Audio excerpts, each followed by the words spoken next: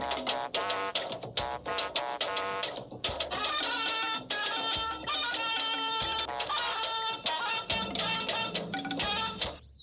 cannot even identify what we call cannabis or any drug. Beyond taking water. Tonight, Senate to engage NDLEA over drug-related allegations. Secure Abuja from one-chance activities. House of Representatives urges security operatives. Heinous crime has sent shockwaves through our community. First Lady declares National Cybercrime Summit open, 6 collaborative efforts with parents to stem the menace among youth. It is therefore crucial that we address this challenge head-on and explore not only the harmful consequences of cybercrimes, but also the sustainable alternatives that can redirect our youth towards productive and positive endeavors. The civil servants to smile as federal government begins full implementation of minimum wage this October. Thanks for joining us on the Network News tonight. I am Olajide Bello. Hingino John Adams is in our Lagos studio and will be bringing us some news from that axis. Meanwhile, Benny Adams is on the business news segment. And Benny, I heard that the World Bank annual meetings commenced in Washington, D.C. Yes, surely we have more than 1,000 delegates already in D.C. and the mission is to redirect the course of economic growth globally. And I tell you, Nigeria is a beneficiary. All right, many thanks, Benny. Abdullahi Ajia will be bringing us tidbits from the world of sports. Abdullahi, what should we be expecting from the Flamingos match against the host country this night? Of course, Olajide, we're happy that the girls are doing us proud. At least 8 goals, 6 points, and we've already qualified for the quarterfinals. So I think the last game in the Group A will be like a walkover if we should be upbeat on the game. All right, many thanks, Abdullahi. Remember, you can follow this news broadcast live on all our social media platforms. And let's start from the State House, where Jigawa State Governor Umar Namadi has officially briefed President Bola Tinubu on the fuel tanker disaster, which recently claimed over 100 human lives in the state. The governor at the State House this Tuesday also appreciated the president for the federal government's response and support conveyed by a delegation to the state led by the Secretary to the Government of the Federation, George Akume. After meeting with the president, Governor Namadi briefed State House correspondents on the situation update.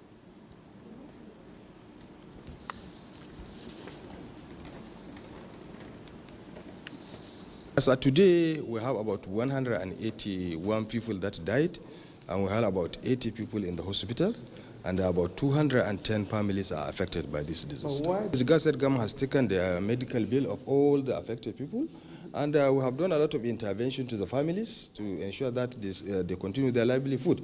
And also, Mr. President has promised to intervene and assist the victim. Following the incident, the president directed the authority of the Federal Road Safety Corps to investigate and profile a lasting solution to such occurrence, while the state government has also set up a committee with a similar mission. And now to the Red Chamber, Senate has set up another committee to engage the National Drug Law Enforcement Agency NDLEA over the drug-related allegations it's reportedly made against the Deputy Majority Leader of the Senate, Senator Oyelola Ashiru. Senator Ashiru had, at the commencement of plenary Tuesday, come under a matter of privilege, pointing to the information that emanated from the NDLEA. National Assembly correspondent Lami Ali reports.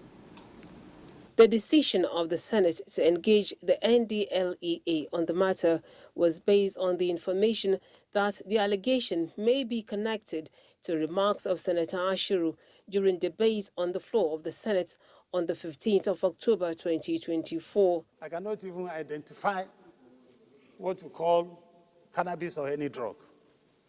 Beyond taking water, I don't take alcohol.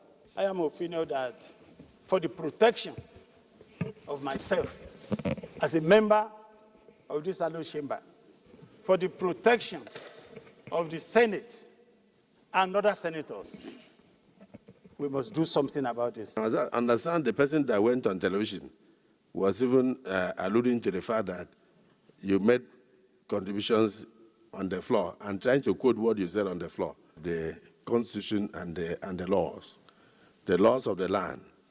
Anything you say here is privileged. It's covered with immunity. The ad hoc committee mandated to conduct the investigation and make recommendations was given 4 weeks to report back. Senate passed for second reading 2 bills, including bill to establish National Food Reserve Agency, sponsored by Senator Saliu Mustafa.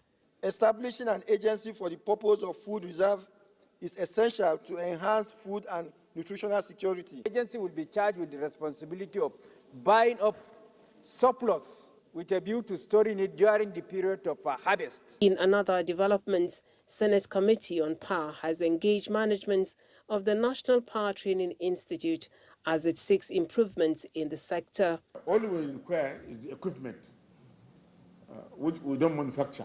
I also like to learn from the management the milestones that you have so far achieved in the area of training our people, especially in the new areas of solar installations and meter installations. If young Nigerians are trained in the area of solar, they can be on their own, they can install solar. We have testimonies that quite those who are trained, they are installing solar all over the place. The institute provides training for power sector personnel in Nigeria and some countries in Africa.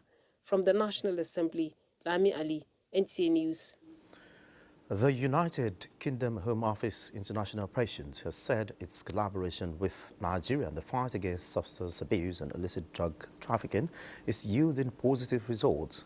Head of UK Home Office International Operations Victoria Pollins said this when she led her colleague on a courtesy visit to the Chairman Chief Executive Officer of NDLEA, Brigadier General Mohammed Buba Marwa, to a renewed memorandum of understanding between HOIO and NDLEA in Abuja. The duo said the issue of drug trafficking is a huge global issue that requires joint effort, to hence the willingness of the teams to work with the NDLEA in order to do things differently, describing the Home Office as a major partner.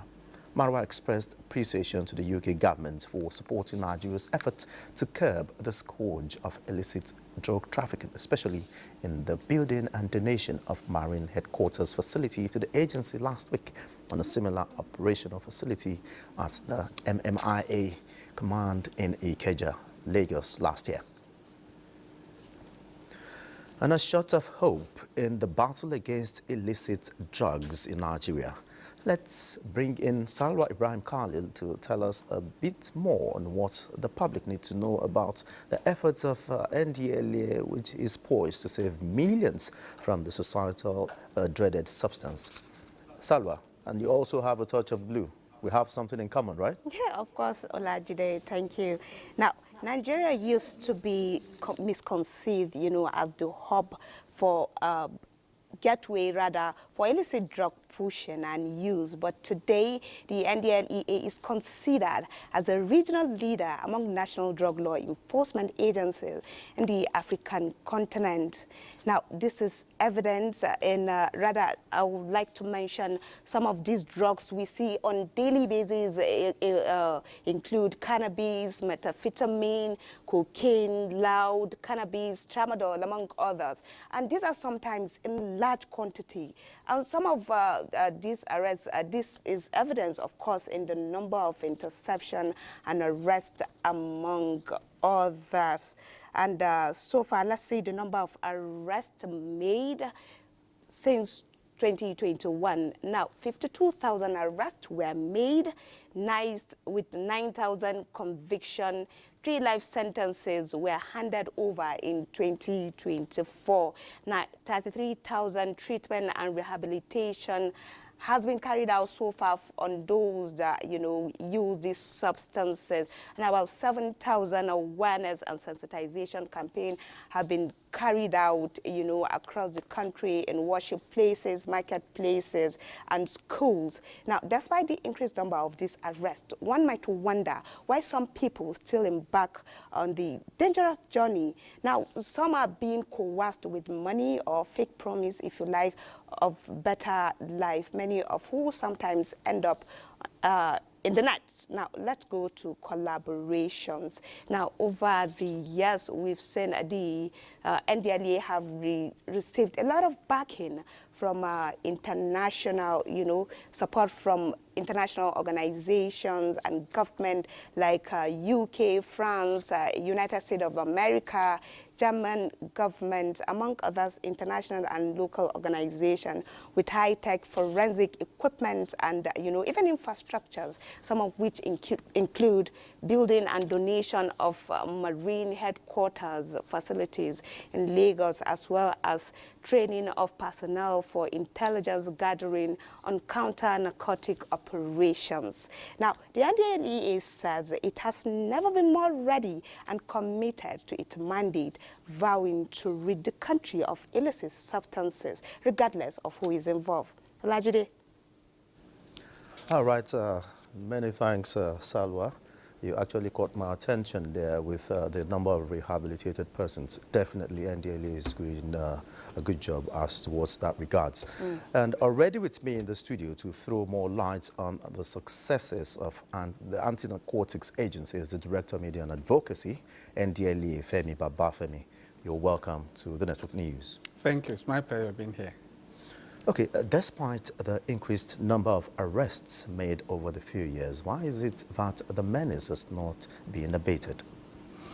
Well, this is actually, we definitely cannot pretend that this is, what kind of a problem that will fizzle out overnight. No, it's something that has been there over the years, for decades.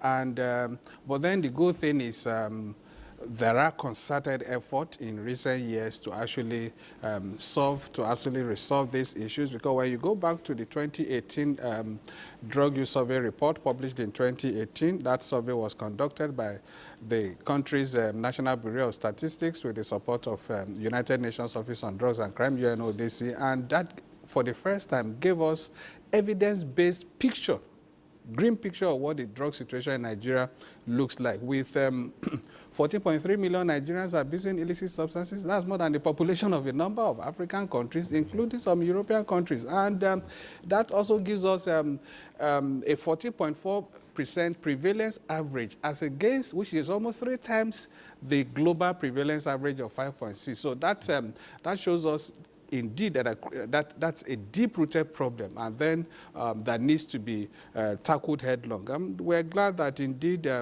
we've been doing all of that with the support of the government of Nigeria, which I can tell you we probably wouldn't have been able to do anything without with the support of the government of Nigeria. And again, in addition to that, with the support of our local stakeholders, partners, and especially our international partners. And that's why I was glad that Salwa was able to capture some of these figures, statistics of what the agency has been doing in the last 3 years, with more than 52,000 arrests. That's huge. That is addressing the area of drug supply reduction, with more than 8.6 million kilograms of assorted illicit drugs seized within that space. That's, again, probably one of the highest anywhere in the world, that within a period of 3 years, such humongous or magnitude of illicit drugs will be taken out of circulation. Just imagine a fraction of that allowed into our communities, into our cities, what would have been the impact. Again, when it comes to the area of demand reduction, that is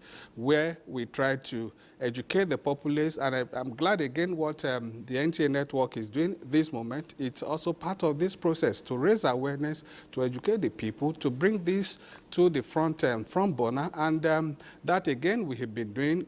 Like Sawa also said, we've had more than 7,000 of such advocacy activities in schools, workplaces, worship centers, communities, motor parks, and communities all across the country. That's something we do every day across the country, weekly, and so that's something on the one hand. Then on the other hand of it is providing support to those who are struggling with substance abuse, especially those that don't really have access or they don't know how to go about it.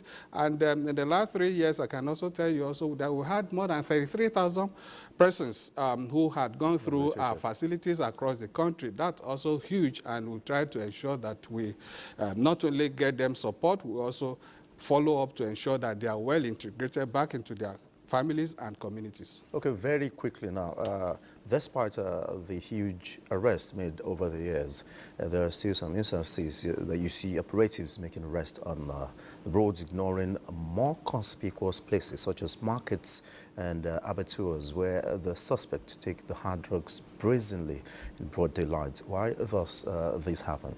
Well, quite a lot of factors that if we have to discuss the predisposing factors or causative factors, quite a lot of factors are responsible for these things, starting from the home. I mean, quite a lot of homes these days, you find even the parents themselves indulge in substance abuse, and so the young ones, their kids see these things and they think that's a normal thing. So they copy that from the homes.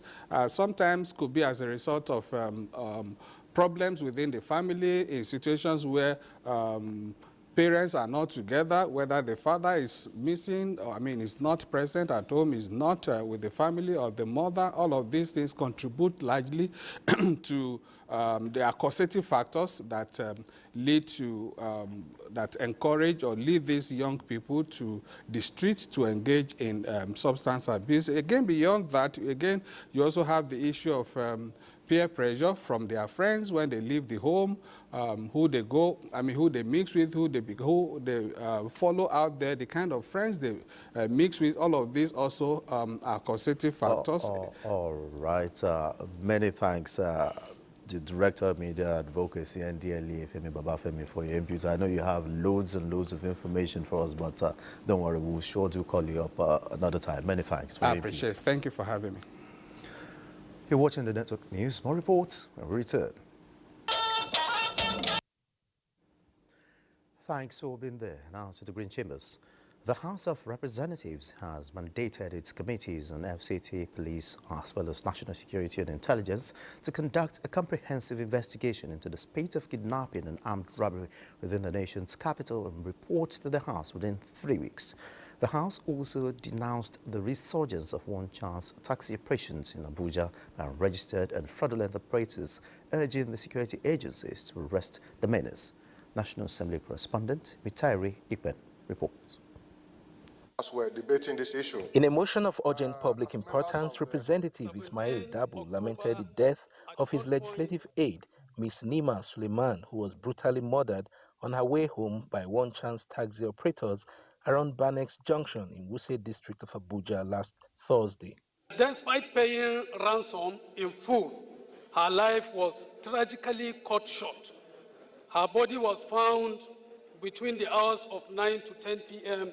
at Maitama Ministers Hill Bridge in Abuja. Disturbed that this heinous crime has sent shockwaves through our community, confirming the escalating insecurity in the FCT. While observing a minute silence for the deceased, the House called on security agencies to clamp down on unregistered and fraudulent taxi operators in order to arrest the menace. This motion is referred to the committees on FCT, police, national security and intelligence for further legislative action. The House also condemned the spate of brutal killings in Anambra State. Over 10 youths were dastardly murdered in Igbo community on the 20th day of October during the celebrations of the New Yam Festival. Send a delegation to Anambra State to hold discussions with the state government and relevant stakeholders on the escalating insecurity in the state. Several bills scaled second reading. A bill for an act to alter the Constitution of the Federal Republic of Nigeria, 1999, as amended, to create new Oyo State with Oyo Town as the capital city from Oyo State. Effect consequential change of the name of the remaining part of your state to Ibadan State, with Ibadan City as the capital city. To establish Institute of Leadership, Entrepreneurship, and Corporate Governance, and for related matters. The House received and adopted the report and recommendations of its ad hoc committee on discrimination against the House of Representatives in the National Honours Award. There's a need to review the National Honours Act Cap N 43, Laws of the Federation of Nigeria 2004. We should place apart all other principal officers previously, not only presiding officers, because majority leader of the House or leader of the House and the Senate are normally considered for the same award. From the National Assembly, Mitaire Ikben, NTA News. Now, talking cybersecurity, no economy can thrive if its most active and talented youth are sold to crime.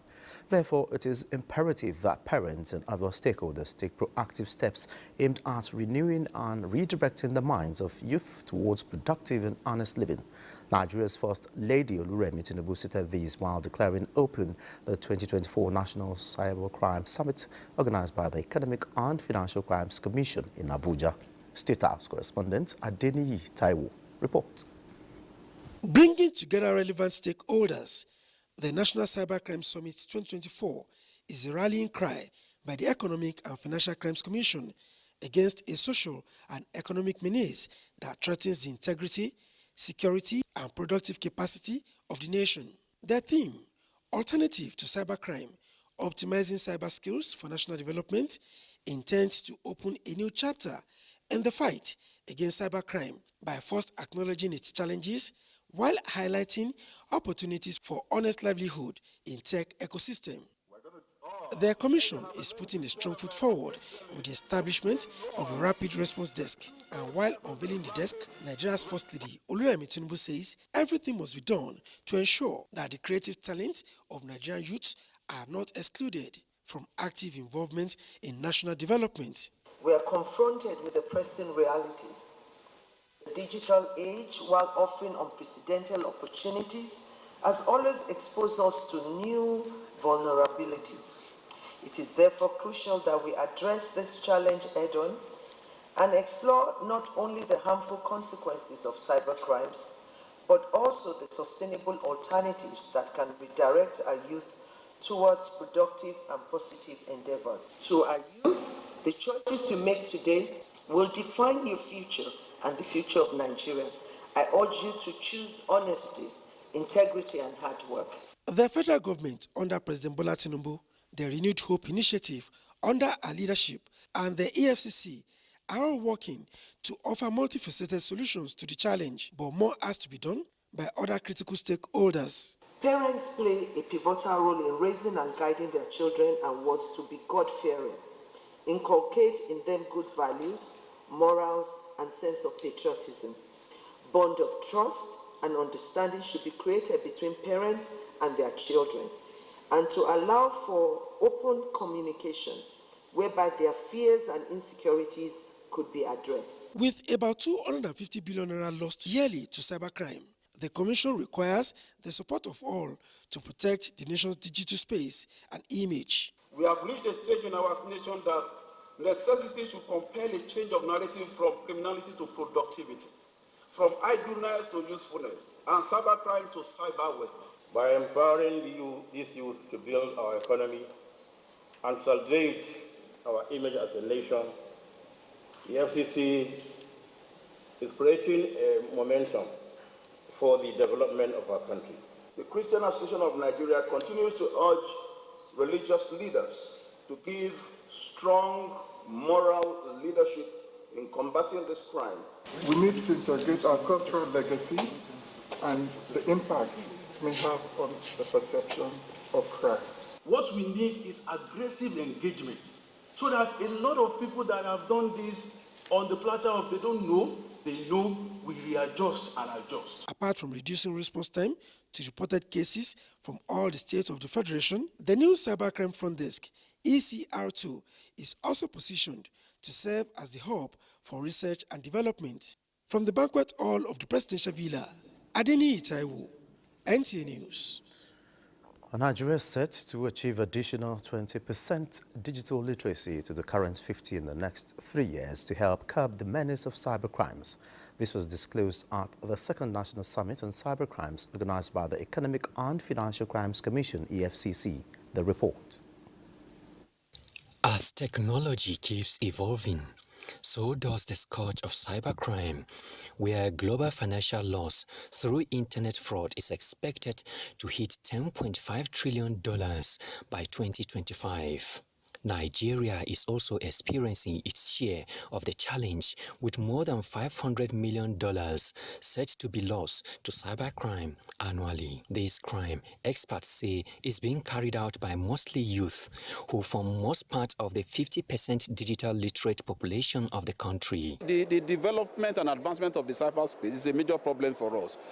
You are trying to catch up. In those days, if you need to collect money from the bank, you go there with your teller and all of that, you catch. These days, at the press of a button, you can move money from one account to the other. The Economic and Financial Crimes Commission, EFCC, and partners organized the summit to provide solutions to cybercrime, which is not only affecting the economy, but tarnishing the image of the country as well. We need to build our proficiency on building professional cyber security expert that will defend our cyber or digital public infrastructure. Information about our bank accounts, information about our national identity, information about our passwords, maybe to our email addresses. We should be careful with the people that we disclose those information to. This is a very good opportunity, and I believe this is the way forward so that we can redeem the image of Nigeria in the Committee of Nations. The summit is equally an avenue tailored towards exposing youth with technological skills and opportunities for legitimate wealth creation. 70% of piracy and kidnapping in 2023 occurred in the Gulf of Guinea, while the bulk of illicit small and light weapons smuggled to Nigeria are through the maritime route. Defense correspondent Ismail Musa reports that this was highlighted at a workshop on climate change organized by the National Center for Control of Small and Light Weapons. Climate change attributed to man's continuous abuse of the ecosystem is deflating socioeconomic resources through desertification, flood and other natural disasters. This has contributed to heightened societal strain, resulting to criminal activities, with the maritime domain conveying the bulk of the illicit small and light weapons used by the criminals. In June 2024, a 40-foot container with 844 rifles and more than 112,000 rounds of ammunition were intercepted at the Onisi port in Port Harcourt. The lucrative nature of the Gulf of Guinea in terms of natural resources attracts criminal elements. These illicit elements constitute to perpetrate nefarious activities in the Gulf of Guinea, conducting various devastating crimes, notably drug trafficking. In this category lies the smuggling of small arms and light weapons by international crime syndicates. This workshop on climate change and arms proliferation in Nigeria is focused on navigating new security threats in the Gulf of Guinea. We must reflect on how the changing climate exacerbates insecurity, weakens governance, and allows the illegal arms trade to thrive. We need to explore how we can respond to these emerging threats more effectively by fostering stronger national and regional frameworks for arms control. The National Center for the Control of Small and Light Weapons is seeking local and international collaboration to combat the illicit arms proliferation, amplifying crime and truncating socioeconomic activities. In Abuja, Ismail Musa, NTA News. And away from security matters, the growing focus on improving teaching standards and learning outcomes, MTN Foundation is making strides in bridging the education gap through science-based initiatives in public secondary schools nationwide. In Kano State Government Girls College, Dala is one of the beneficiaries of the third phase of the Science and Technology Laboratory Initiative. Muhammad Ibrahim reports the school's physics, biology, chemistry and agricultural science laboratories have undergone complete renovation. Over the years, MTN Foundation has supported government efforts in youth development, particularly in health and education. One of its key initiatives, the Science and Laboratory Project, aims to boost science and technology education by upgrading and modernizing laboratories in selected public schools. Government Girls College Dala in Kano State is the latest beneficiary of the MTN Foundation's gesture, with 4 of the school laboratories fully remodeled, featuring state-of-the-art equipment, a solar-powered borehole, and essential supplies. We believe that, this will revolutionize learning in Kano State, and of course will feel the ripple effect in Nigeria as a whole. We hope that the intervention would impact a great deal on the quality of teaching and learning, give the students not just a theoretical perspective, but also hands-on practical experience. At the inauguration, Kano State Commissioner for Education and a representative of the Emir of Kano praised MTN Foundation for its efforts, calling for further investment in education across the state and the nation.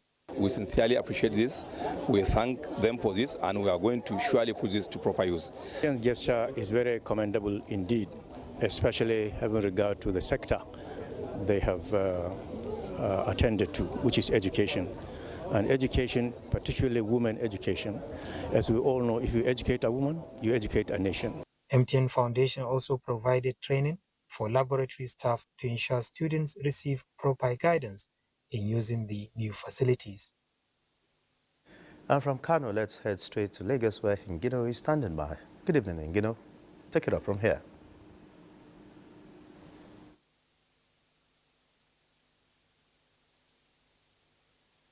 Thank you, Olajide.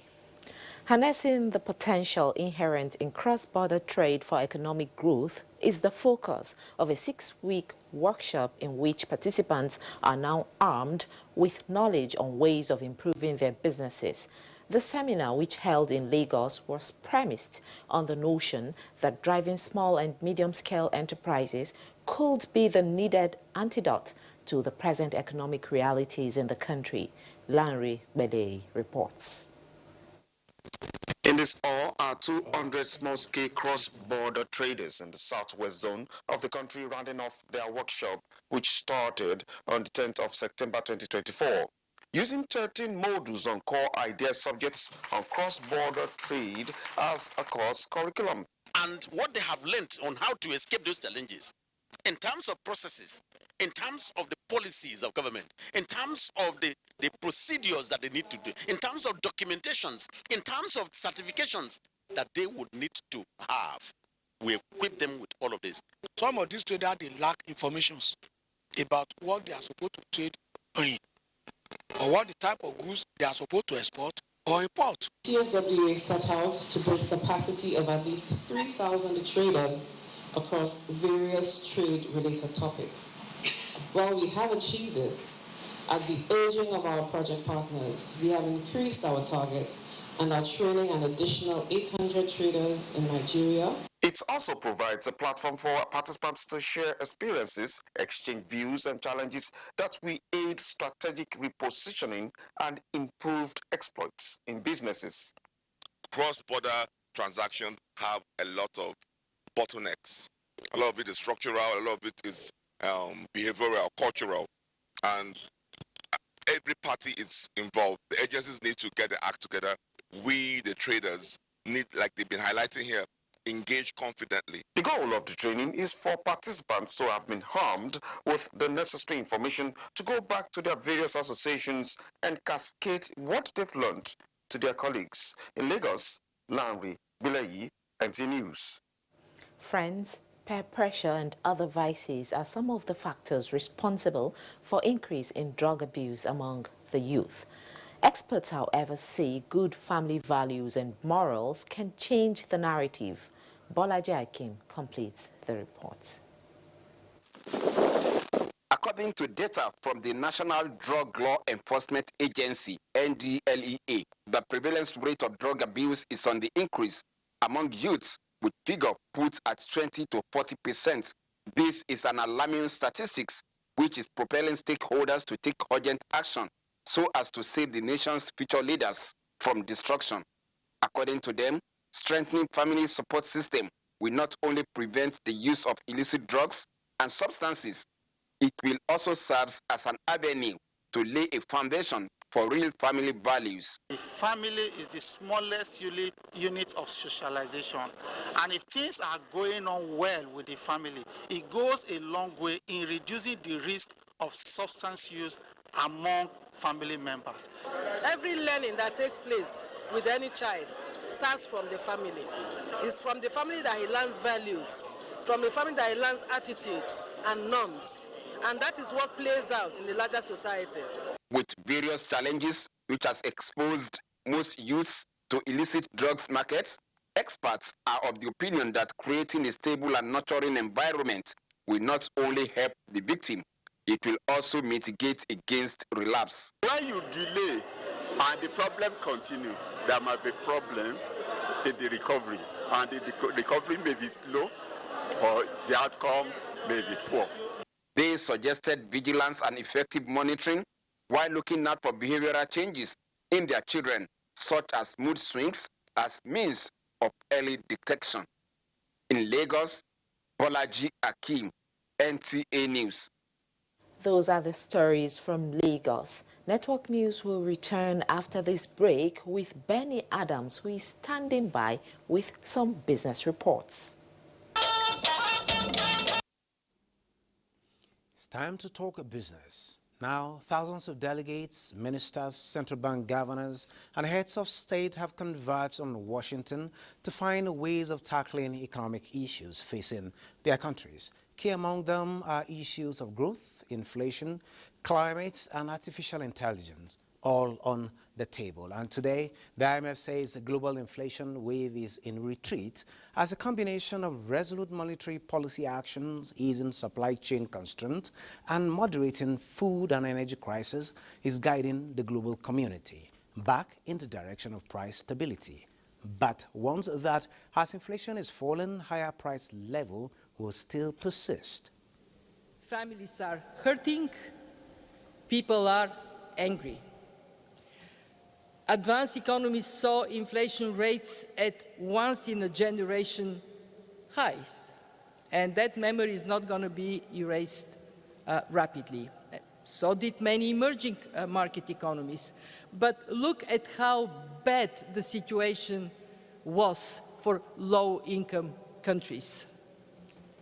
At the country level and at the level of individuals, inflation always hits the poor the hardest. Now, oil prices have bounced back somewhat after selling off steeply last week. Traders increasingly view a supply disruption in the Middle East due to Israel-Iran tensions as unlikely. And this is why, looking at the energy market, U.S. crude oil prices rise nearly 1%, extended gains to above $71 per barrel. Let's take a look at the Brent crude, or let's say the WTI for now. That is the West Texas Intermediate. The West Texas Intermediate November contract ended today's transaction around $71.22 per barrel, up 66 cents year to date. And also a look at the Brent December contract, we can see a $74.85 per barrel, up 56 cents year to date. The global benchmark has also declined nearly 3%. This shows that weak demand in China has also weighed on prices. Recently, Beijing cut its benchmark lending rates on Monday, lending some support to the futures. And now moving on, domestic equities, I was talking about Nigerian equities market. Now domestic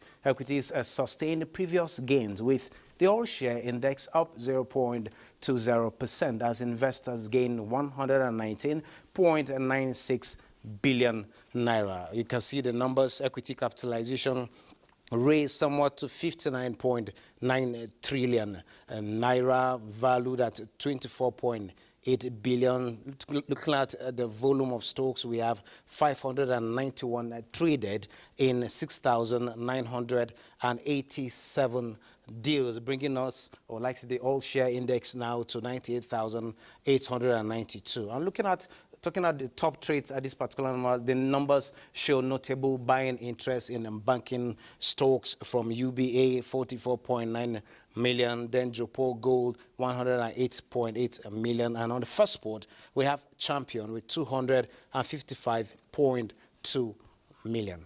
Well, that is it on business at this time. Olajide, you can take it from here. All right, many thanks, Benny. Let me take you to the labor business now. There are indications that federal civil servants will receive their minimum wage salaries in full by the end of October. The president of the Nigeria Labour Congress, Joe Ajero, disclosed this in an exclusive interview with our correspondent, Ladibala.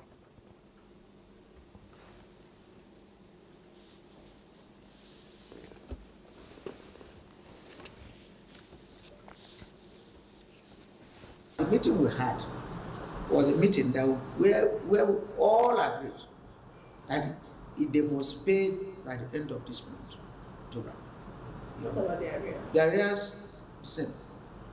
However, if they so decide to negotiate with their various parastatals and agencies, to now say we are going to pay the arrears on so dates, they are at liberty to do it. On the payment of arrears of the minimum wage, the NLC president has this to say.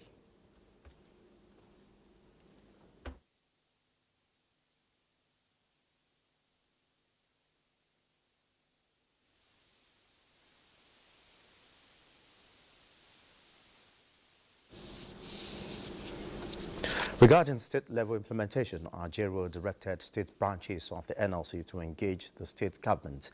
He commended state governors who have commenced payment of the minimum wage. This development follows the federal government's assurance to sustain payment of the minimum wage award to workers. Now to Queen Power, the transmission company of Nigeria, TCN, says its 330 kV Abuja double circuit transmission lines 1 and 2 tripped due to a fault, causing power outage which affected the northeast, northwest and parts of the north central zones. TCN in a statement notes that at approximately 4:53 a.m., the Uwaji Makadi 330 kV line 2 tripped and 243 megawatts on the line had to be transferred to line 1 on the same route, which also tripped, resulting to loss of 468 megawatts of electricity.